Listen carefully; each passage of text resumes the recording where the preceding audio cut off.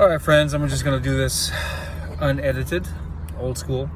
So I've had some days to think about my first time on a bike on a motocross track since 2001. I went last Thursday to open practice at Glen Helen. First time at the track ever. It was really busy. It got really rough.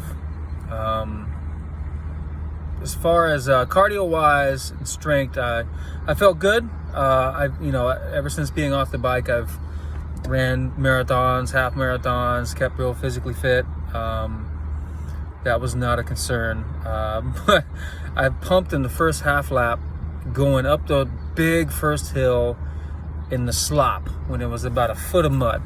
And I got to the top and I felt my arms pump instantly. It's because, I don't know, riding in the mud's tough anyway. Going up a hill makes it worse. But when you're riding a 55 horsepower 350 four-stroke for the first time on a dirt bike in 30 years, and that probably had a lot to do with it. So long story short, I didn't spend much on the pro track at all, much time. Most of my day was, almost all of the day was on the vet track. A couple things on my Husky FC-350 Heritage. I need taller bars. Even though I'm a shorter guy, I'm 5'8". The ergonomics of the bikes from the 90s is what I'm used to and comfortable with. And that had kind of a lower seat, a higher bar ratio.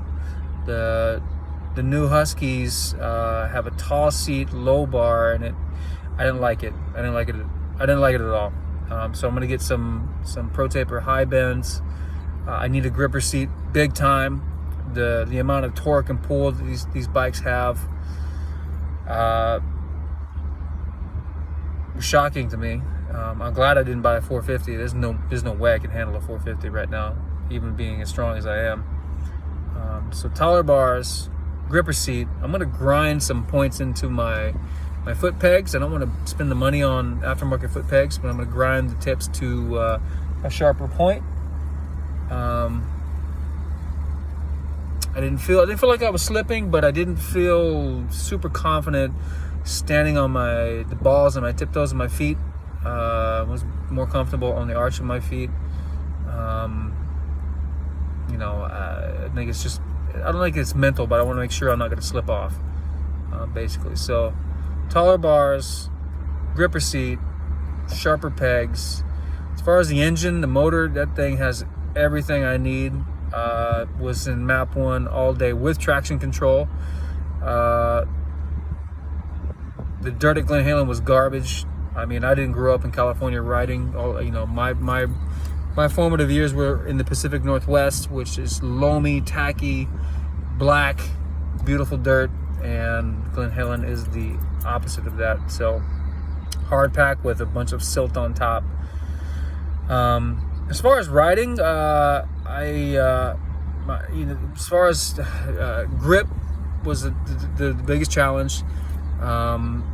There were sections on the vet track I felt good, felt real good. It felt like I had good speed, hitting corners well, going into ruts, tight ruts, right-handed ruts especially. I couldn't get the front end to drop in. I realize now that I slid the forks all the way down the triple clamps a few weeks before going, anticipating it would be rough and thinking I would need that extra stability, in which it was very stable. But I couldn't turn it into a rut for shit, so I got to slide that back out. I need to work on my forks. The shock, by the end of the day, I got it to where I was happy with it. The forks, I still need some time with it. I need more compression. I need more resistance, because I'm charging in the corners, hitting the brakes hard.